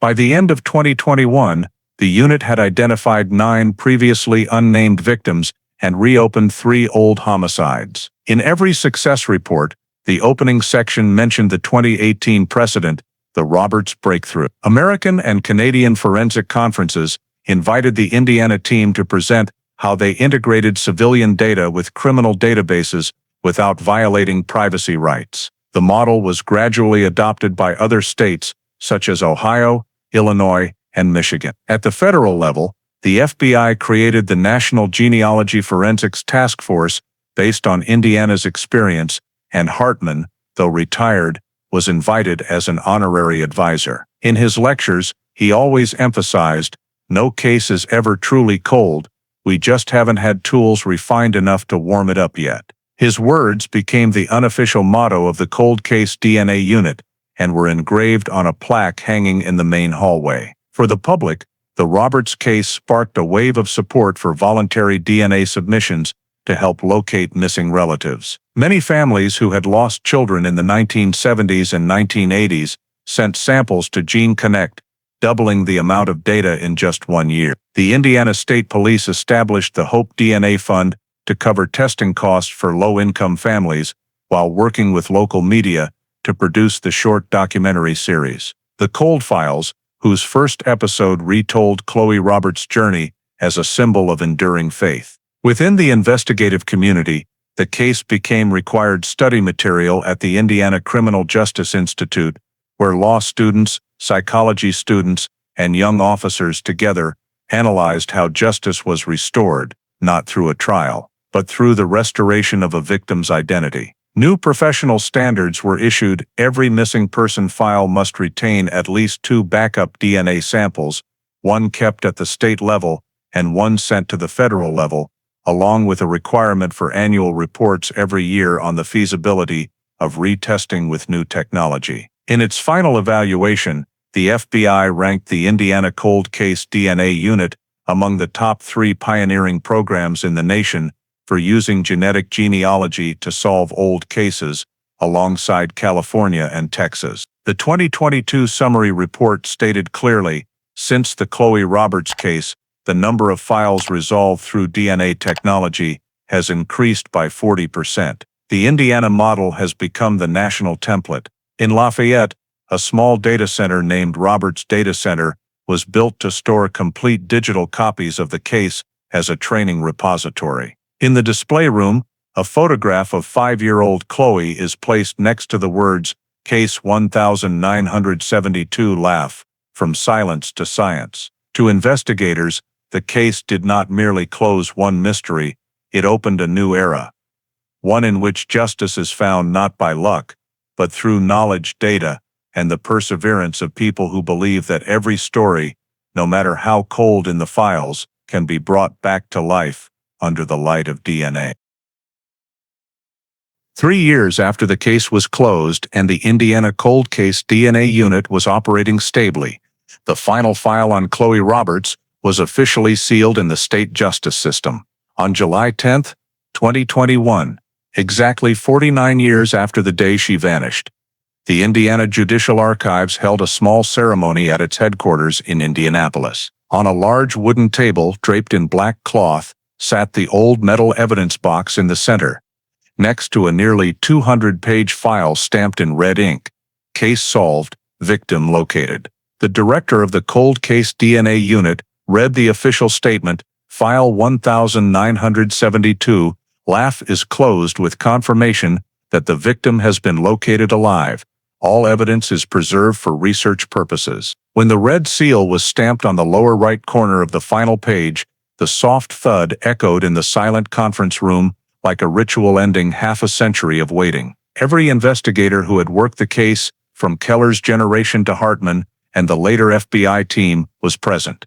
Hartman, now with silver hair, was invited to speak and said briefly, "We didn't find a guilty party, but we did find the person who had been forgotten." After the ceremony, the original evidence, including the cloth doll, the red fabric sample, the Polaroid photograph, and the very first investigative file, was transferred to the Indiana State Crime Museum. There it is displayed in the exhibit Truth Recovered. The Roberts case, as a symbol of the power of scientific investigation and belief that spans generations. Under the glass, next to the now faded doll, a small plaque reads, "Found after 46 years." The answer was not in guilt, but in restored memory. At the same time, Chloe, the woman who had lived nearly half her life as Marie Connors, returned to Lafayette, the city she had left in the arms of a stranger. She attended a private memorial service at St. Mary's Church, where her childhood photo had hung for decades, and announced the creation of the Chloe Roberts Foundation, a non-profit fund to support the search for missing children and to help people separated from their families due to mistaken identity. The foundation works with the FBI and civilian organizations to sponsor DNA testing for unsolved cases in the Midwest. At the launch event, Chloe said simply, "I was found, but many others have not been. If my story can help even one person come home, then none of the lost years were in vain." Through the foundation, numerous community awareness programs were launched.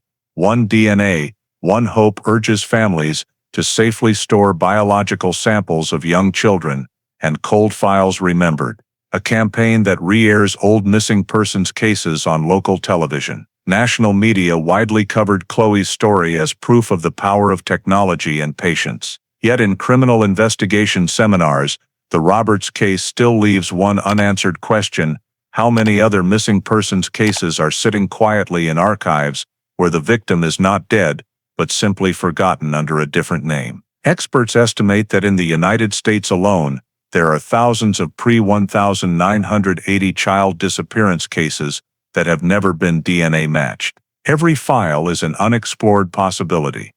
Every old photograph may still be alive somewhere, just waiting to be called by the right name. When the final article about the Roberts case was published, it did not carry the tone of an ending, but rather a reminder: justice is not only about finding the perpetrator, but about returning lost people to their rightful place in memory. In the state archives, the evidence box was placed on a shelf next to other files, its new label reading Case 1972 Laugh, Closed, Preserved for Education. The dim light reflects off the scratched old metal lid, where the first investigator's pencil marks are still legible. Chloe Roberts, 5 years old, Lafayette.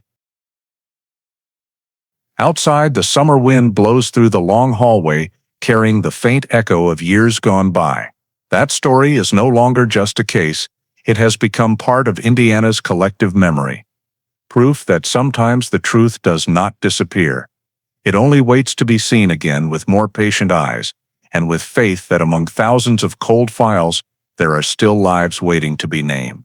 The story of Chloe Roberts, the 5-year-old girl kidnapped in 1972 and found alive after 46 years, is not simply a closed criminal file, but a mirror reflecting modern American society, where technology, faith, and memory coexist in the journey to find truth. In a vast country with hundreds of thousands of missing persons cases every year, this case reminds us that justice does not always come from a verdict.